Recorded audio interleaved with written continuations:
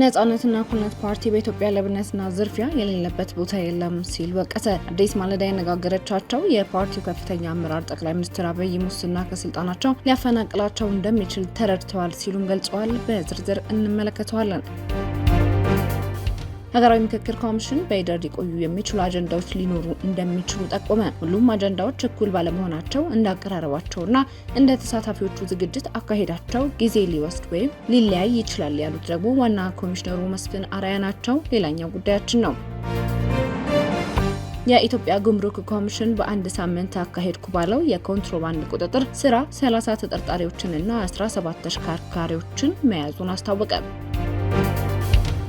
በማሊ አንድ የጦር ሰፈር ላይ በተፈጸመ ጥቃት ቢያንስ 10 ወታደሮች ተገደሉ። ጤና ይስጥልኝ አዲስ ማለዳ ተከታታዮች፣ ዕለታዊ ዜናችን ተጀምረዋል። በመግቢያችን ላይ ያስተዋወቅናችሁን ጨምሮ ሌሎች ዘገባዎችንም ይዘናል። አብረን እንቆይ።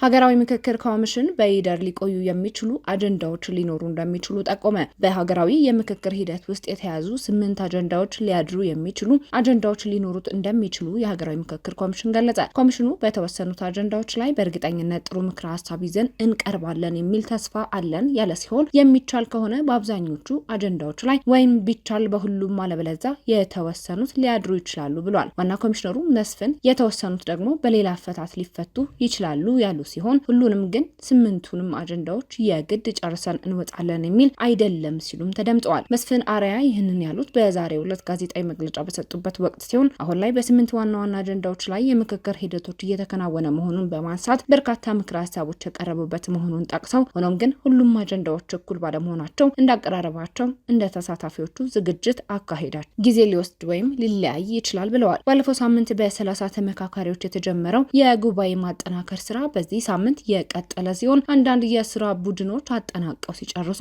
ሌሎች ደግሞ ዛሬ ከሰዓቱንና በነገው ዕለት ያጠናቀቃሉ ተብሎም ይጠበቃል። ኮሚሽኑ ውይይት ከተጀመረ የሚቀጥል እንደሆነም ጠቁሟል። አንዳንዶቹ አጀንዳዎች ጊዜ የሚፈጁ ተጨማሪ ውይይቶችን የሚሹ አልፎም ወደ ተከታታይ ትውልድ ሊሻገሩ የሚችሉ መሆናቸው የጠቆሙት ዋና ኮሚሽነሩ የምክክር ባህሪም ሂደቱን ማስጀመር እንጂ በአንድ ጊዜና በጥድፊያ የሚቋጭ አለመሆኑን አንስተዋል። በሂደቱ ላይ ስለሚደመጡ ስጋቶችና አልፎ አልፎ ስለሚነሱ ድምጾች ማብራሪያ የሰጡት ኮሚሽነሩ ከ4000 በላይ ተመካካሪዎች ባሉበት መድረክ ላይ ልዩነቶችንና ጎላ ያሉ ድምጾች መሰማታቸው የሚጠበቅ እንደሆነም ገልጸዋል። ይህ አይነቱ ገጽታ የምክክሩን ሂደት እንደተዳከመ ወይም ውጤቱ አያምርም የሚያስብል አይደለም ብለዋል። ይህን ያሉት ከመገናኛ ብዙሃን ተመካካሪዎች የምክክሩ ሂደት በጫና ምክንያት ላይ ሳካ ይችላል የሚሉ ድምጾች እየተሰሙ ነው የሚለውን ጥያቄ ተከትሎ በሰጡት ምላሽ ነው።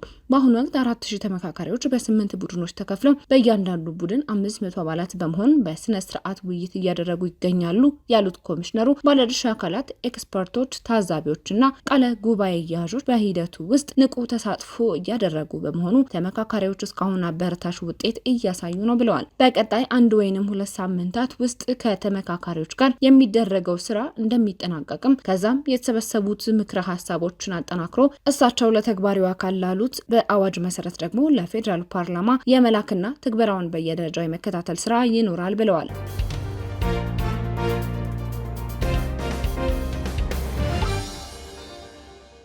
ነጻነትና እኩልነት ፓርቲ በኢትዮጵያ ሌብነትና ዝርፊያ የሌለበት ቦታ የለም ሲል ወቀሰ። በኢትዮጵያ በየደረጃው በሚገኙ የመንግስት መስሪያ ቤቶች በተሰገሰጉ ባለስልጣናት ኃላፊነት በጎደላቸው ሰራተኞች ምክንያት ሙስናና ብልሹ አሰራር ከልክ ማለፉን የነጻነትና እኩልነት ፓርቲ ለአዲስ ማለዳ ገለጸ። የፓርቲው የድርጅት ጉዳዮች ኃላፊ ሲሳይ ነጋሽ ከአዲስ ማለዳ ጋር ባደረጉት ቃለ ምልልስ አገሪቱ በተፈጥሮ ሀብት የታደለች ብትሆንም በዝርፊያና ህግ አልባነት ምክንያት ህዝቡ ለረሃብ፣ ለደህንነት ስጋት መዳረጉን ገልጸዋል። ኃላፊው አክለውም እንደገለጹት በኢትዮጵያ በአራቱ አቅጣጫዎች ዝርፊያና ሌብነት የተስፋፋ ሲሆን በተለይም በደህንነት፣ በፖሊስ፣ በመከላከያ፣ በፋኖ፣ በሸኔ እንዲሁም በባለስልጣናት ደረጃ ሀገሪቱ እየተዘረፈች ይገኛል። ሀገሪቱን አንቆ የያዛት ይህ የሙስና ችግር በስርዓቱ ላይም ቢሆን ከባድ አደጋ የሚያስከትል በመሆኑ ጠቅላይ ሚኒስትር አብይ አህመድ የሚሰጧቸው መግለጫዎች ችግሩ ነገ ከስልጣናቸው ሊያፈናቅላቸው እንደሚችል የተረዱ እንደሚመስላቸውም ሲሳይ ተናግረዋል። በስደት የሚሰቃዩ ወጣቶችን አሁናዊ ሁኔታ በተመለከተም በቅርቡ የደቡብ አፍሪካ መንግስት ስደተኞችን ለማባረር ሲንቀሳቀስ በርካታ ኢትዮጵያውያን በዚያው ይቆያሉ። የኢትዮጵያ መንግስት ምንም አይነት ድምጽ አለማሰማቱ በሀገር ውስጥ የሰው ልጅ ዋጋ ተራ ነገር ለመሆኑ ማሳያ ነው ብለዋል። በሀገሪቱ በርካታ ህጎችና ደንቦች ቢወጡም ሳይተገበሩ ቀርተው ሌላ ተጨማሪ ህጎች እንደሚወጡ የጠቆሙት ሲሳይ ይህም የህጎች ተፈጻሚነት ጥያቄ ውስጥ እንደሚከተው ገልጸዋል። የሙስና ድርጊት ውስጥ ያሉት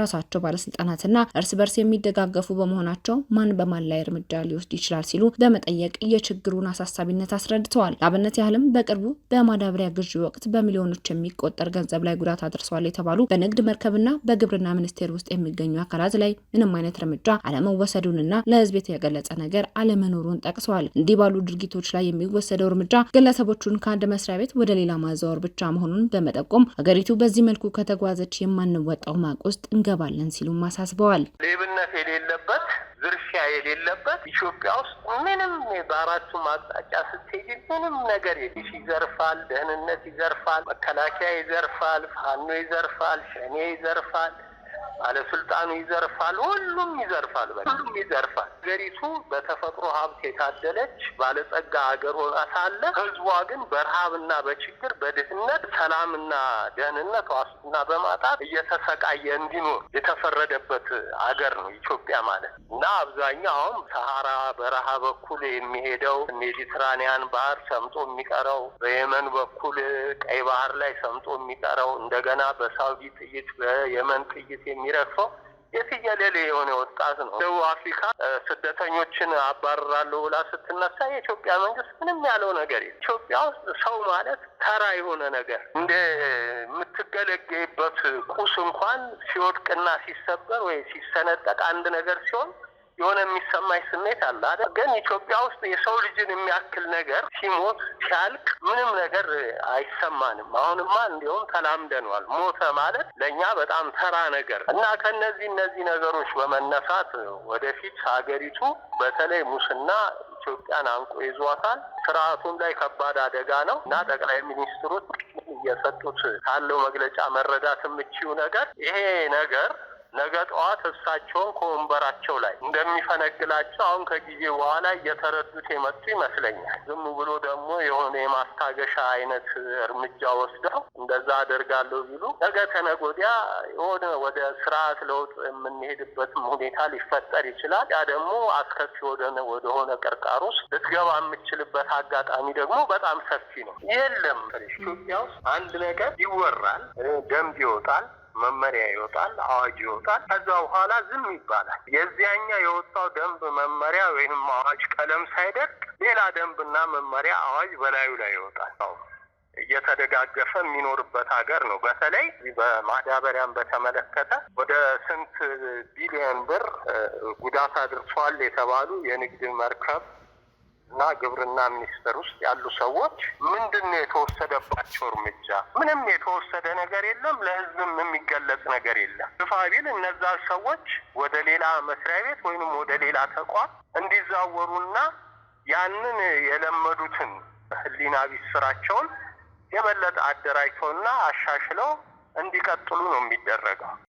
የኢትዮጵያ ጉምሩክ ኮሚሽን በአንድ ሳምንት አካሄድኩ ባለው የኮንትሮባንድ ቁጥጥር ስራ 30 ተጠርጣሪዎችንና 17 ተሽከርካሪዎችን መያዙን አስታወቀ። ኮሚሽኑ ከሐምሌ 23 እስከ 29 ቀን 2018 ዓ.ም አድርጌዋለሁ ባለው ክትትል በድምሩ 693 ሚሊዮን ብር ግምታዊ ዋጋ ያላቸው የገቢና የወጭ ኮንትሮባንድ እቃዎችን በተለያዩ የጉምሩክ ቅርንጫፎች በቁጥጥር ስር መዋሉን ገልጿል። ከተያዙት እቃዎች መካከል አዲስና ለባሽ ጨርቃጨርቅ፣ ኤሌክትሮኒክስ፣ የግብርና ምርቶች፣ የተሽከርካሪ መለዋወጫዎች፣ የመዋቢያ እቃዎች፣ ጫት፣ አደንዛዥ እጽ፣ መድኃኒት፣ ማዕድናት፣ ነዳጅ፣ የቁም እንስሳትና የውጭ ምንዛሬ ይገኙበታል ሲል ባወጣው መግለጫ አመልክቷል። በክትትል ስራው የአዋሽ የድሬዳዋና የጅጅጋ ጉምሩክ ቅርንጫፎች ቀዳሚ ሲሆኑ በቅደም ተከተል 153 ሚሊዮን፣ 109 ሚሊዮን እና 106 ሚሊዮን ብር የሚገመቱ የኮንትሮባንድ እቃዎች እንደያዙ አስታውቋል። የተያዙት የኮንትሮባንድ እቃዎች በፍተሻ በህብረተሰብ ጥቆማና በበረራ ቁጥጥር ስራዎች የተገኙ ሲሆን በህገወጥ እቃዎች ማዘዋወር የተጠረጠሩ 30 ሰዎችና 17 ተሽከርካሪዎች ይገኙበታል። ኮሚሽኑ የኮንትሮባንድና ህገወጥ ንግድ አሰራር በተለዋዋጭ መንገድ እየተፈጸመ በመሆኑ ድርጊቱን ለመግታት የኮሚሽኑ ጥረት ብቻ በቂ አይደለም። በመሆኑም ሁሉም ባለድርሻ አካላትና ህብረተሰቡ የኮንትሮባንድና ህገወጥ ንግድን ለመከላከል የበኩላቸውን ሚና እንዲወጡ ጥሪ አቅርበዋል።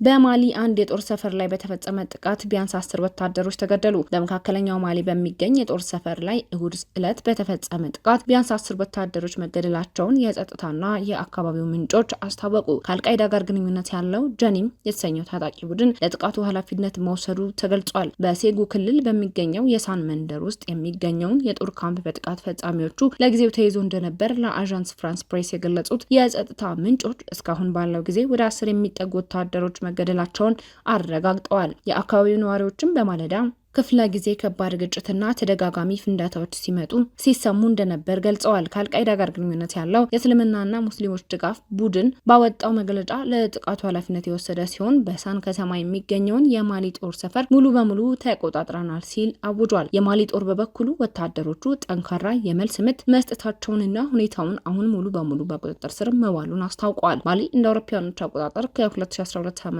ጀምሮ በከባድ የጸጥታ ቀውስ ውስጥ የምትገኝ ሲሆን ከአልቃይዳና ከእስላማዊ መንግስት ጋር በተቆራኙ ቡድኖች በአካባቢው ታጣቂዎች እንዲሁም በቷሪክ ተገንጣይ ንቅናቄዎች ተደጋጋሚ ጥቃቶች ሲደርሱባቸው ቆይታለች። እንደ አውሮፓውያኖቹ አቆጣጠር በ2020 እና በ2021 ከተከሰቱት 2 ተከታታይ ወታደራዊ መፈንቅለ መንግስታት በኋላ ሀገሪቱ በወታደራዊ አገዛዝ ስር የምትተዳደር ቢሆንም የጸጥታ ሁኔታውን ወደ ነበረበት ለመመለስ የገባውን ቃል እስካሁን መፈጸም አልቻለም። በተለይም በሚያዝያ ወር መጨረሻ በጀኒምና በአዛዋድ ነጻነት ግንባር ጥምረት በተሰነዘረው ሰፊ ጥቃት የማሊ መከላከያ ሚኒስቴር መገደላቸውንና ስትራቴጂካዊ የኪዳል ከተማ በተገንጣዮች እጅ መውደቋን ተከትሎ በቅርብ ወራት ውስጥ ግጭቱ እጅግ ተባብሷል። ከዚህ ጥቃት በተጨማሪም ባለፈው ሐምሌ 18 ቀን በሰሜናዊ ማሊ በወታደራዊ ካምፕ ላይ በተሰነዘረ ጥቃት ቢያንስ 50 ወታደሮች መገደላቸው ይታወሳል። ዕለታዊ ዜናችን በዚሁ ተጠናቀቀ። አዲስ ማለዳ ሰብስክራይብ ማድረግ አይዘንጉ። ጤና ይስጥልኝ።